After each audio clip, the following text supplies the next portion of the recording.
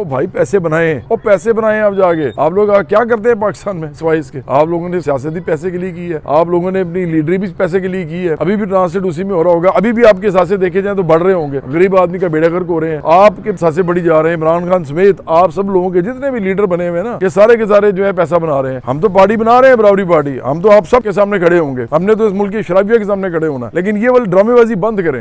आप कभी हमें बताते हैं कि ये मुजरिम है, कभी कहते हैं ये ठीक है, अब ये हमारे साथ है तो ठीक है, हमारे खिलाफ है तो ये गलत है। हमारे लिए ये सब एक जैसे, हमारे लिए ये सरब अरबपति खरबपति सियासतदान है, ये सारे ये सिर्फ यही है हमारे लिए। और इन्होंने ही पाकिस्तान का बेड़ा गर्क किया है। ये कभी रूपोश हो जाते हैं, कभी इनकलाबी बन जाते हैं, कभी फौज के साथ होते हैं, कभी फौज के खिलाफ होते हैं, कभी रियासत के खिलाफ बातें करते हैं, कभी रियासत के हक में हो जाते हैं। ये ड्रामेबाजी बंद करें, ये तमाशे बंद करें। एक आम पाकिस्तानी को इस वक्त इज्जत नफ्स चाहिए, उसको रोजगार अच्छा चाहिए, उसको रोटी कपड़ा मकान इज्जत रोजगार तालीम इलाज बिजली पानी ट्रांसपोर्ट इंसाफ पेट्रोल ये चाहिए, ये उसको दें। ये ड्रामेबाजी बंद करें।